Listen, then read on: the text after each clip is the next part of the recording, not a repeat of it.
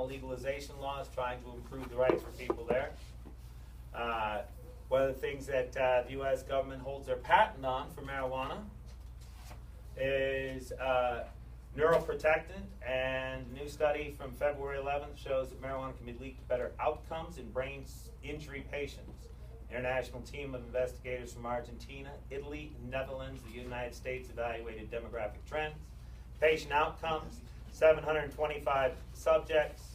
They reported that cannabis-positive subjects possessed milder problems at hospitalization, less disability at discharge.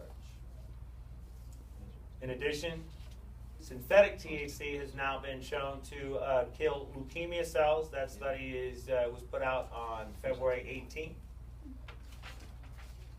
Colorado regulated marijuana sales for 2015 were nearly $1 billion. Tops out at 996,788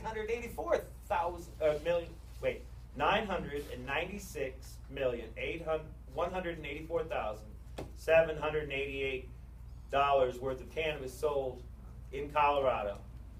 In reflection, Arizona's 2015 market was $215 million, but that's up from $125 million the year before and $40 million the year before that. You can see the growth that's really been happening in America on that sort of a thing. Australia is prepared to start permitting medical marijuana production, where people will be allowed to grow their own marijuana. There's a federal bill right now that seeks to reinstate student aid eligibility to minor marijuana offenders. And,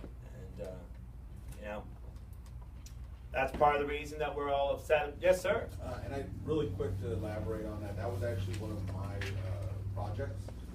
Jesse Lopez, I'll be speaking in a little bit. That was one of my projects specifically. I was a full athletic scholar for UCLA. I got arrested, my felony charges revoked that status, and I got kicked out of school. After that, I have put my mission to making sure that these small-time offenders don't have that happen to them. I should have gotten a lot of degrees and other things that would have been paid for because of my not only athletics, but academically I also held a higher GPA and grade point average than most could. So when that came into play, I lost everything. I was one of the very few people who was elected for a specific program that is designed by Congress to sit within Congress and actually learn how the workings of it go together.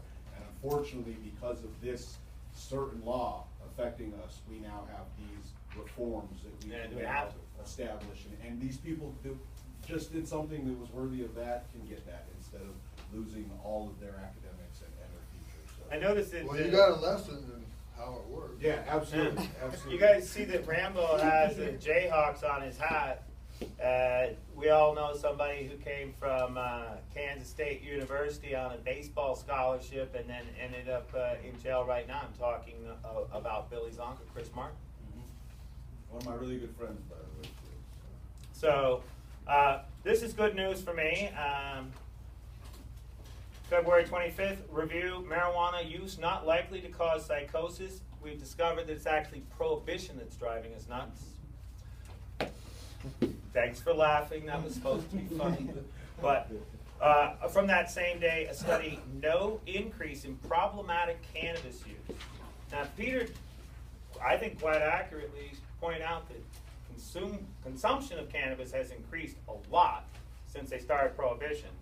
I was seeing that in 1965 they were arresting 8 people an hour in America, and now it's 80 people an hour. So that means every 40 seconds. Yeah, right.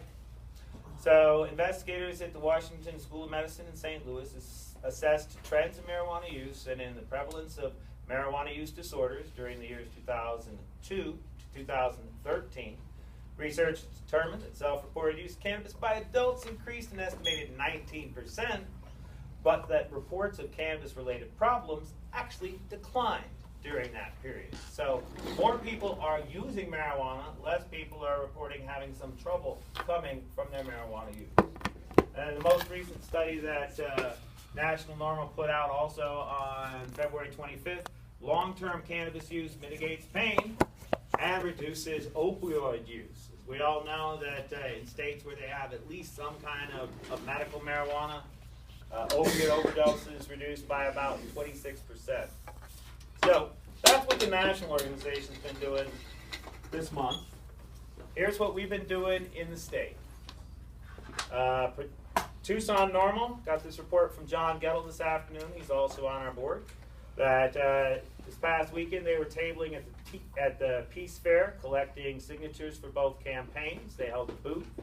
They also had representatives from the Tucson Psychedelic Society. Week before, they did the